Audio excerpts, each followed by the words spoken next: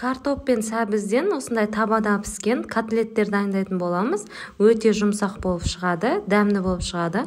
Алдымен жуып тазаланған картопымызды, сәбізімізді. Картопты үккіштің ірі көзінен өткізіп алатын боламыз. Құрамның барлығын описанияға жазып кететін боламын. Толықтай үйдегі адамдар санына байланысты өздеріңіз толықтырып, қосатын болсаңыздар қосып жасай бересіздер. Сәбізді үккіштің кіші көзінен өткіздім мен. Картоп пен сәбізді үккіштен өткізіп болғаннан кейін 2 жұмыртқамызды қосатын боламыз.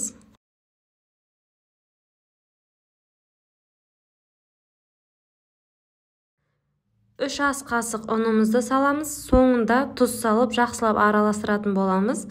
Тұзды соңына қалдырған себебім картоп пен сәбіз өзінің сөлін бөліп, суы көп болып кетпеу үшін. Күш түсірмей осылай араластырып аламыз. Тұзымызды салып, тағы да жақсылап араластырып алатын боламыз.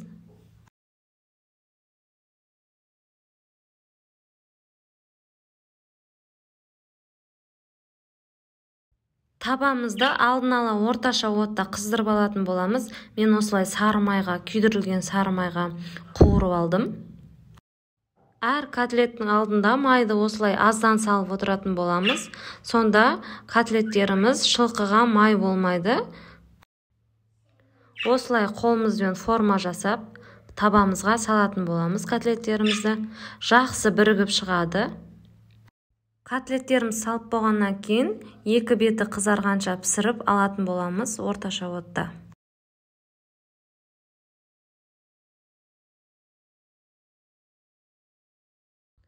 Қызарған соң екінші бетін аударып, үстіне үккіштен өткізілген осында кішкенеден сыр салып шығатын боламыз.